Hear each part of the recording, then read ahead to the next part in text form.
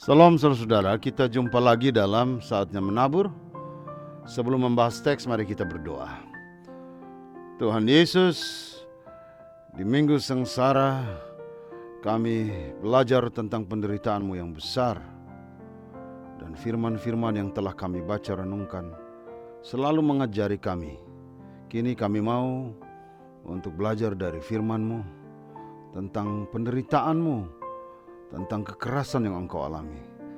Berkati kami agar kami layak untuk membuka rahasia kebenaran firman-Mu. Bersabdalah ya Tuhan, kami siap mendengar. Amin. Saudara, bacaan kita Injil Lukas pasal 23 ayat 26 sampai 43. Temanya adalah penderitaan Yesus memutus rantai kekerasan. Saya fokus pada 3 kejadian sebagai refleksi kita untuk bacaan ini. Pertama, tampilnya Simon dari Kirene.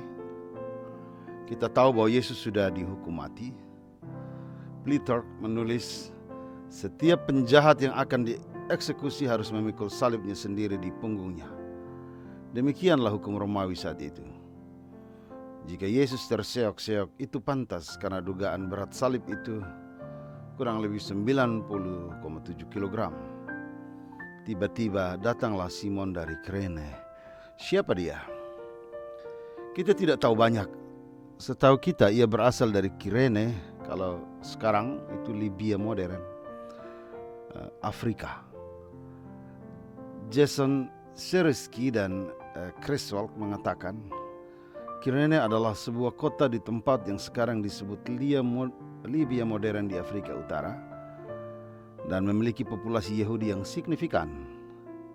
Fakta bahwa dia adalah dari Kirene memberitahu kita bahwa dia tidak tinggal di Yerusalem. Beberapa sumber mencoba menebak siapa Simon dari Kirene. Simon katanya adalah ayah dari Alexander dan Rufus.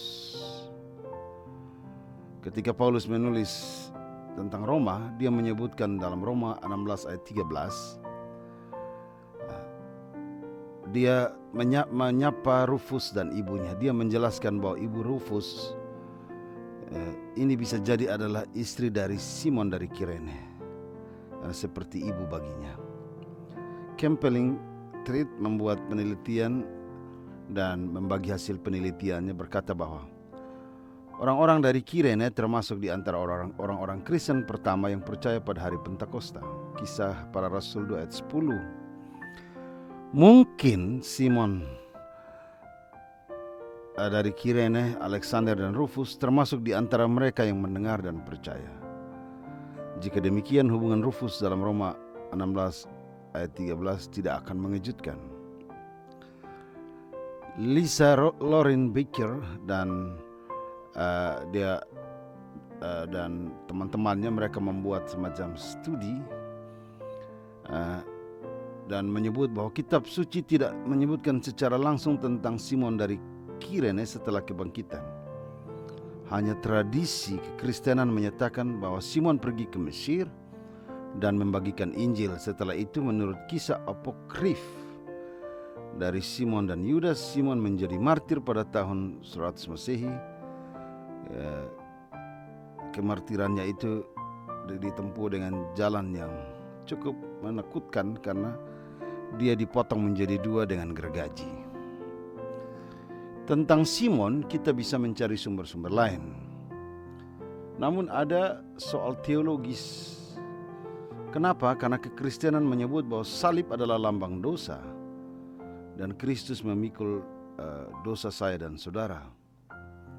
Lalu mengapa Simon harus membantu memikul salib? Apakah itu berarti Yesus hanya memikul sebagian salib dosa manusia? Untuk menjawab soal ini, kita dalami kronologi teks kita. Saudara, yang meminta Simon memikul salib adalah prajurit Romawi. Wajar saja, sebab tadi saya katakan bahwa salib itu tidak ringan. Secara fisik, Yesus diadili jam 3 dini hari dan disalibkan jam 9. Dia tidak istirahat, dia tidak makan, tidak minum. Dan ini sangat melelahkan. kehadiran Simon dari Kirene membuka ruang baru agar kita melihat pesan maknanya. Kita bisa lihat segala kemungkinan dalam teks ini. Ingat bahwa yang menyuruh Simon adalah prajurit Romawi. Bisa jadi prajurit Romawi dia mencerminkan sikap manusia menghadapi salib. Banyak orang hanya menonton salib atau memakai jalur kuasa agar salib bisa dihindari. Tetapi Simon hendak menunjukkan bagi kita bahwa salib harus dipikul. Seberat apapun pikulah dan jalanilah.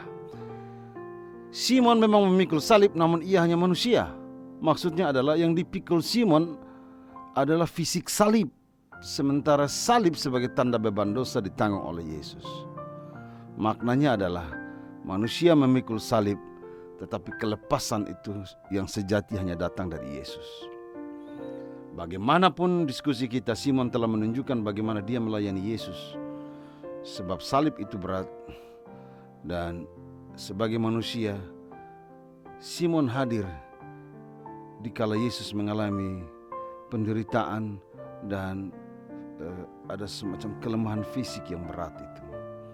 Salib yang dipikul tidak hanya tentang beban dan derita, tapi Simon menempatkan salib itu pada satu pengertian yang baru, bahwa salib derita itu, memikul salib itu juga tentang berbagi beban kehidupan ini. Hal kedua, kita lihat pada sikap empati para perempuan dan pesan visi ratapan yang datang dari Yesus. Injil Lukas lalu menghadirkan suatu adegan lain. Penderitaan dan kekerasan yang dialami Yesus menumbuhkan sikap empati. Tangisan dan ratapan datang dari para perempuan. Begitulah perasaan hati keibuan perempuan, sentuhan seorang perempuan. Kekerasan itu ketika menjadi tontonan itu menghadirkan sikap empati luar biasa. Mereka menangis. Ada sebuah visi yang terlihat bahwa bahkan di sini dalam perjalanan menuju salib, Yesus melihat ke depan dan para ahli menyebut bahwa ini untuk melihat kehancuran Yerusalem pada tahun 70 Masehi. Pada akhir perang Yahudi Romawi pertama, dan dia mengungkapkan belas kasihan dan belas kasihannya bagi para korban yang akan datang.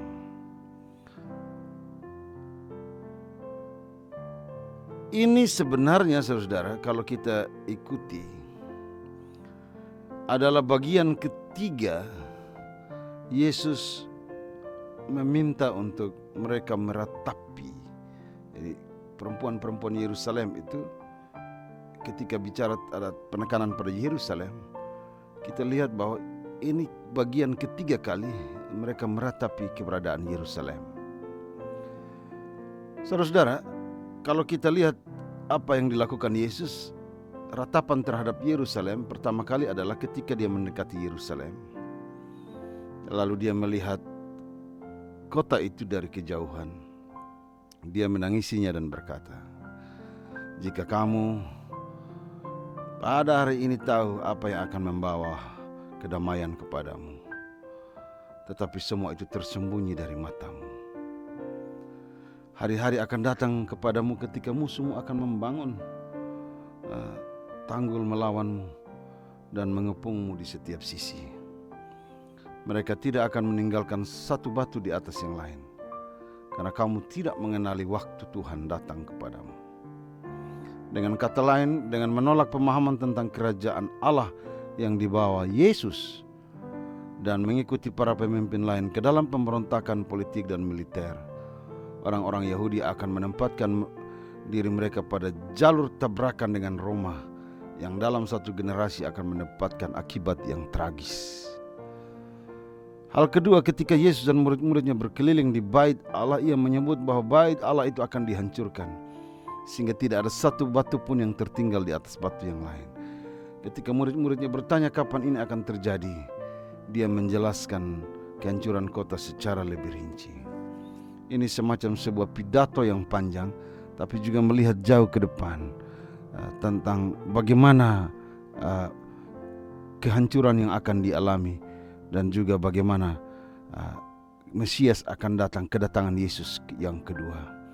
Sekali lagi Yesus mengungkapkan belas kasihannya kepada orang-orang yang tidak bersalah dan akan menderita. Betapa mengerikannya bagi para ibu-ibu hamil dan ibu-ibu menyusui pada waktu itu. Itu akan ada kesusahan besar bagi negeri Yerusalem. Yesus mengungkapkan penderitaan yang akan ditimbulkan kepada orang-orang yang tidak bersalah. Jadi pernyataan yang Yesus buat kepada para perempuan Yerusalem saat dia berjalan menuju penyalibannya adalah bagian referensi ketiga. Tangisilah dirimu menunjukkan satu masa di mana mereka menjadi korban dan perilaku para penguasa dan pengambil kebijakan yang mempertaruhkan masa depan anak-anak Yerusalem. Minggu sengsara memang adalah saat untuk meratap. Tapi kita bertanya, kenapa kita meratap, mengeluh? Mengapa kita menangis? Atau untuk apa siapa kita menangis? Terkadang kita meratap karena simpati saat kita melihat tragedi orang lain dan berduka atas orang lain. Atau kita meratapi kehancuran dunia di sekitar kita. Ini baik dan benar. Tetapi ada jenis ratapan lain yang lebih pribadi. Ketika kita juga harus berani menangisi diri sendiri. Ketika kita menghadapi tragedi yang secara langsung menyentuh dan menyebabkan rasa sakit yang mendalam dalam hidup kita sendiri. Nah, saudara-saudara, Yesus katakan, jangan menangisi aku, tangisilah dirimu sendiri. Adegan itu adalah semacam prosesi duka. Yesus di sini saat dia berjalan menuju penyaliban, kita akan melihat satu proses sampai pada kematian yang memalukan di bawah pemerintahan Romawi bagi seorang penjahat, seseorang yang dianggap sebagai penjahat. Dan seperti yang biasa dilakukan, orang banyak akan mengikuti orang yang siap dihukum itu. Mereka mengutuk dia, meratap, menangisi dan berkabung. Siapa yang meratap di sini? Ini adalah orang-orang Israel. Mereka adalah umat Tuhan. Tetapi fokusnya tentang para perempuan Israel. Mereka meratapi Yesus saat dia pergi menuju penyalibannya. Kenapa? Karena mereka merasakan ketidakadilan. Mungkin ketidakadilan terhadap Yesus atau ketidakadilan dari kekuatan Romawi asing yang menindas dan mempermalukan salah satu orang bagian dari keberadaan mereka sebagai satu bangsa. Mereka juga merasakan tragedi kemanusiaan dari seorang yang harus menanggung hukuman mati. Jadi ini sikap yang mungkin bisa saja natural, sikap empati sebagai perempuan. Tetapi Yesus kemudian berkata kepada mereka, jangan tangisi aku, tangisilah dirimu sendiri. Hai putri-putri Yerusalem. Kata-kata yang indah, putri, pengakuan, menempatkan mereka dalam posisi sebagai perempuan yang terhormat. Tetapi mereka juga harus punya pemahaman yang kuat tentang jalan penderitaan yang Yesus hadapi. Yesus tidak mau mereka hanya sebagai orang-orang yang ada dalam rombongan atau sekedar bersimpatik atau empati. Tetapi Yesus mau mereka juga melihat sesuatu yang lain, bahwa dia berani berjalan menuju penyaliban itu, dan mereka harus menemukan dia sebagai harapan mesianik yang sesungguhnya. Seperti Gema Nabi Yesaya yang selalu berkata, putri-putri Sion, putri-putri Yehuda. Dan pada zaman itu orang-orang melakukan pemberontakan, tetapi pemberontakan juga tertuju kepada Allah, menempatkan mereka di bawah penghakiman Allah. Dan sebutan putri-putri itu untuk menunjukkan betapa Allah menghormati, menempatkan manusia dalam kehormatan. Tetapi Yesus melarang mereka, mengapa kamu tidak menangisi dirimu sendiri? Mengapa mereka tidak boleh menangisi Yesus? Memang betul bahwa Yesus menghadapi kematian yang menyakitkan dan tragis. Betul bahwa orang-orang yang dihukum dengan tidak adil, dihukum dengan cara-cara yang sangat penuh dengan kebohongan, mereka pantas mendapat empati kita. Tetapi Yesus tidak mau mereka melewatkan sesuatu yang penting. Karena kematian, tangisan dan ratapan yang sesungguhnya itu justru adalah soal dosa. Itu lebih berat daripada sekedar kematian fisik. Jadi Yesus bukanlah korban pasif di sini. Dalam kematiannya, Yesus dengan sengaja atau secara sadar memasuki dan menghadapi penghakiman Allah. Dia berdiri mewakili saya dan saudara. Dia berdiri karena dosa yang kita lakukan. Jadi ini yang Yesus mau mereka lihat, bahwa ada sesuatu yang lebih besar dari sekedar ratapan kematian fisik. Ada keselamatan besar yang Tuhan Yesus siapkan bagi mereka dan generasi-generasi mereka, supaya kelak generasi-generasi mereka yang terlahir bisa berhadapan dengan berbagai tragedi apapun, kekerasan apapun, penindasan model apapun, tetapi mereka tetap memiliki kehormatan sebagai anak-anak Tuhan. Hal ketiga, saudara, tentang perdebatan dua penjahat dan ujian kemesiasan Yesus. Tentang dua penjahat, teks ini menjadi perdebatan karena penjahat tidak dihukum mati di bawah hukum Romawi. Bahkan penjahat atau mereka sebenarnya pencuri atau perampok bait Allah tidak langsung dieksekusi. Biasanya mereka dijadikan budak di tambang atau penggalian. Pencurian itu sebenarnya merupakan tindak pidana perdata, yaitu korban harus membawa pelaku ke pengadilan. Jika saudara terbukti bersalah, maka saudara membayar kompensasi kepada korban. Itu adalah hukuman untuk penjahat yang ada kaitan dengan melakukan tindakan pencurian atau perampokan. Hukumnya adalah kompensasi 3 kali lipat, bukan kematian. Jika pencuri atau perampok bukan warga negara Romawi, maka penghakiman dan hukuman akan menjadi tanggung jawab otoritas lokal. Sanhedrin dan pengadilan dan hukuman akan dilakukan di bawah hukum Yahudi. Saudara-saudara, perdebatan ini melupakan satu hal penting, bahwa terjemahan penjahat dari kata Yunani kakorgos yang umum dikenakan juga untuk menggambarkan Barabas, pria yang dibebaskan. Bukannya Yesus ketika Pilatus mengajukan petisi kepada orang banyak. Gambaran tentang apa yang dilakukan oleh para penjahat ini kemungkinan besar yaitu kejahatan yang diterapkan pada Barabas. Mengingat setidaknya dalam Injil Yohanes dan Lukas menggunakan kata yang sama. Maksudnya adalah gambaran kejahatan yang dimaksud di sini kemungkinan besar tidak hanya mengambil harta benda, tetapi dilakukan dengan menggunakan kekerasan dan mungkin termasuk pembunuhan. Nah, saudara-saudara, penyaliban adalah bentuk hukuman mati yang dijatuhkan untuk kejahatan yang jauh lebih sepele daripada pengkhianatan dan pembunuhan. Dan kedua orang ini masuk dalam kategori orang yang meresahkan, sehingga penyaliban tidak bisa dihindari. Orang-orang ini adalah penjahat, preman, pembunuh kejam, orang yang membunuh untuk kesenangan dan keuntungan. Mereka adalah pembunuh. Di sini menjadi sedikit menarik. Fakta bahwa Barabas dan penjahat yang disalibkan bersalah atas kejahatan yang sama, namun Barabas dibebaskan, itu menunjukkan betapa tidak adilnya orang dalam hal hukum. Orang banyak menuntut agar Yesus yang tidak bersalah itu disalibkan, menggantikan seseorang yang sebenarnya bersalah atas kejahatan itu.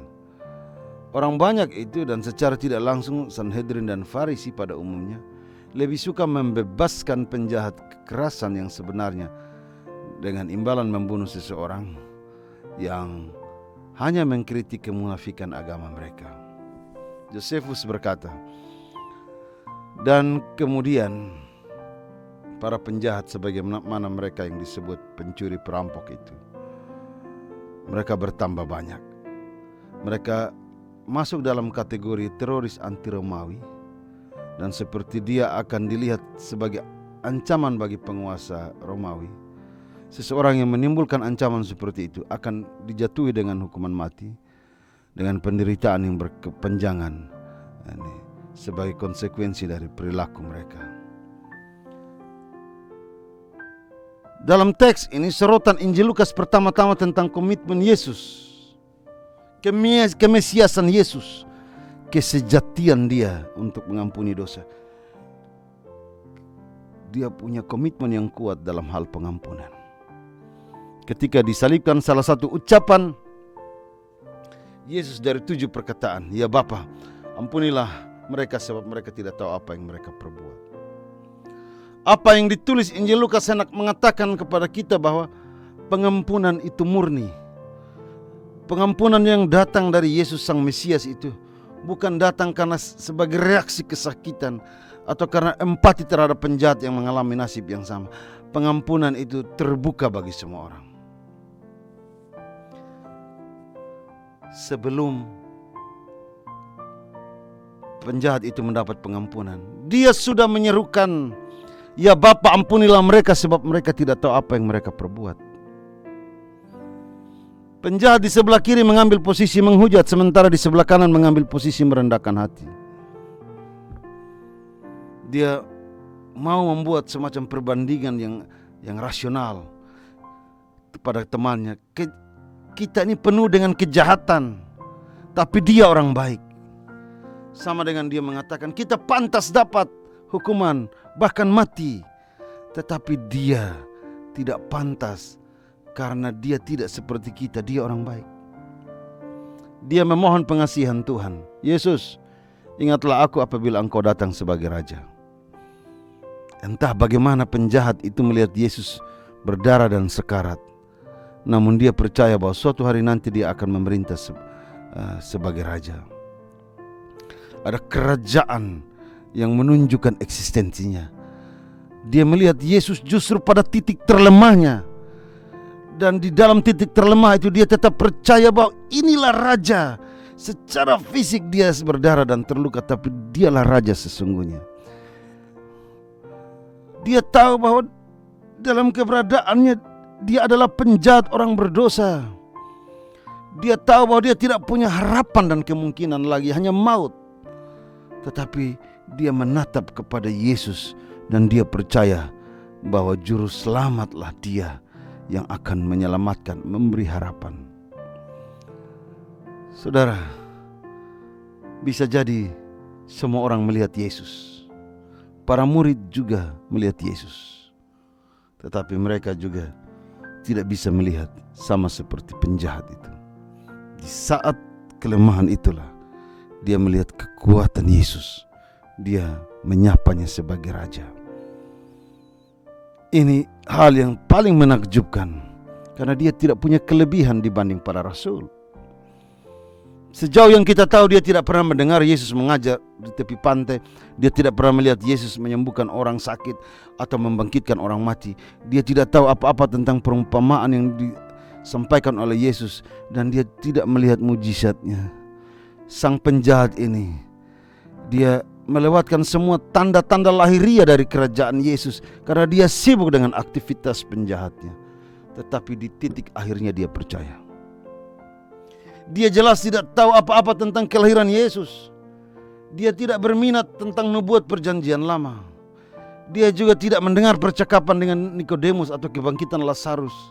Hanya 1 minggu sebelumnya itu, mujizat kebangkitan yang akan datang tidak diketahui olehnya. Semua hal yang kita anggap remeh, semua hal yang kita anggap tidak penting, penjahat ini justru melihat apa yang paling penting, meski dia tidak tahu apa-apa. Di kayu salib dia memahami inti Injil. Di dalam Yesus yang disalibkan, dipukul, diejek, ditinggalkan, dihina, ketika darahnya makin tercurah, maka dia menemukan ada kehidupan di setiap tetes-tetes darah itu. Darah kehidupan yang meyakinkan dia bahwa Yesus adalah Raja.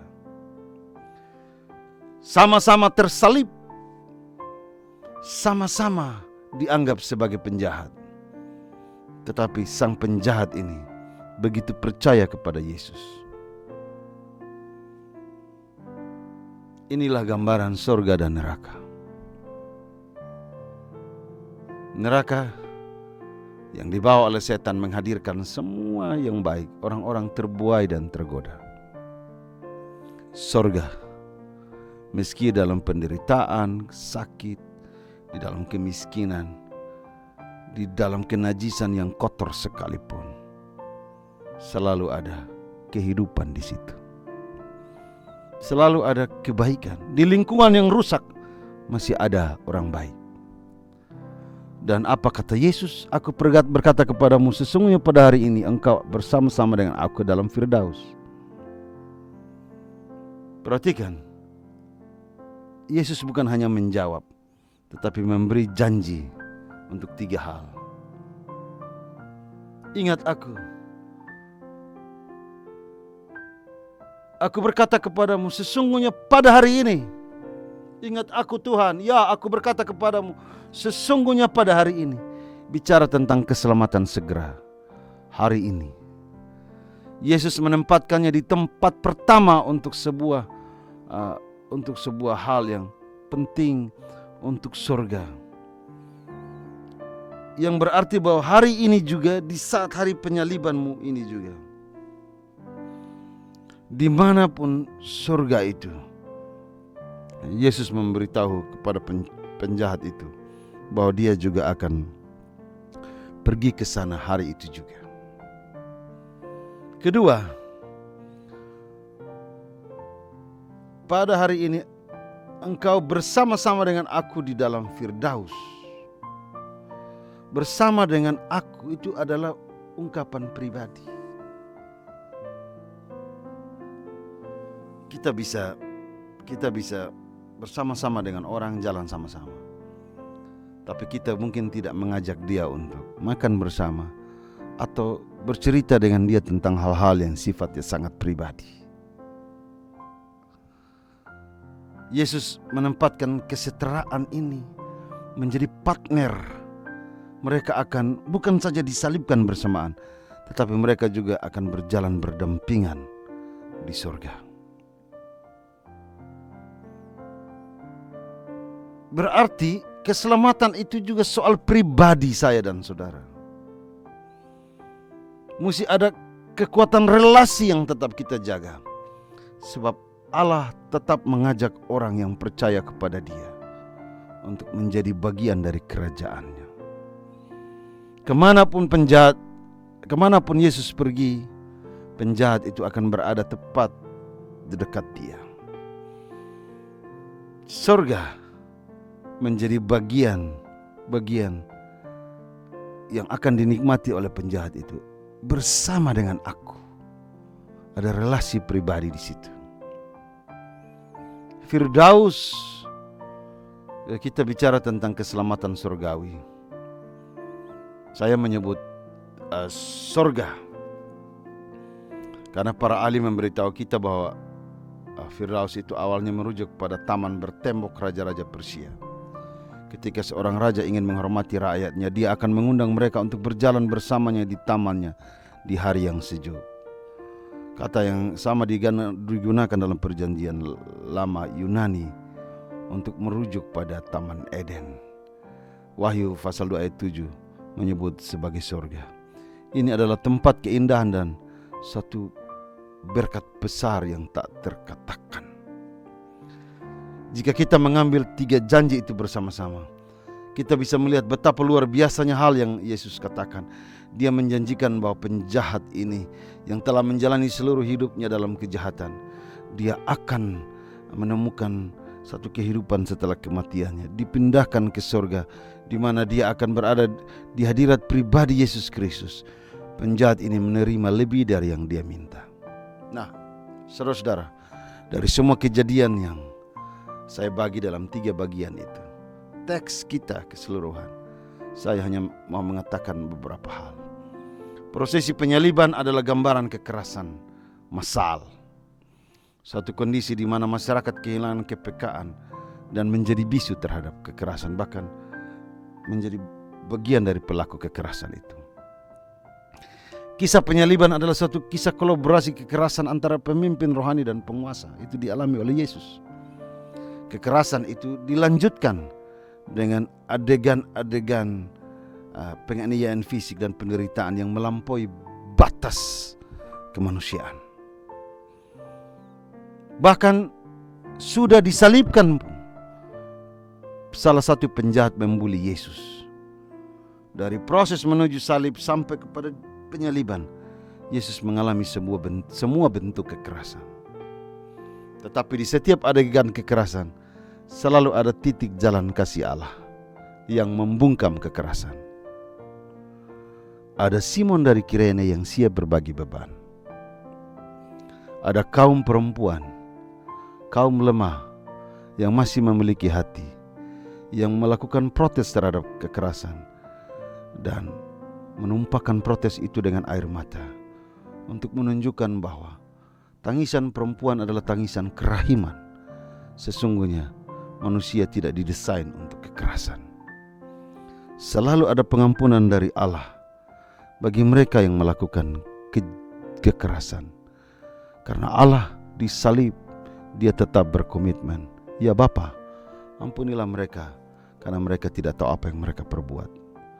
Yesus adalah puncak dari kekerasan dan kebebalan manusia. Sudah, hukuman sudah terjadi, penyaliban Dia harus hadapi. Ketika disalibkan, semua orang bungkam. Ada yang menghina, terlibat dalam kekerasan. Semua mayoritas melakukan kekerasan terhadap Yesus. Namun kasih Allah akan terus berbicara, sebab Allah terus menunjukkan kelemah lembutan, siap menghadapi jalan kekerasan dan penyaliban itu. Dia masuk menikmati penghukuman itu untuk memanggil kita kembali dari jalan sesat, jalan yang merusak keselamatan kita. Amin. Mari kita berdoa. Tuhan Yesus, terima kasih untuk perkenanan-Mu memberi waktu bagi kami untuk memahami firman-Mu. Kami percaya kuasa Roh-Mu akan bekerja jauh melebihi apa yang kami katakan, dan firman-Mu menjadi berkat untuk banyak orang. Terima kasih Tuhan Yesus. Amin.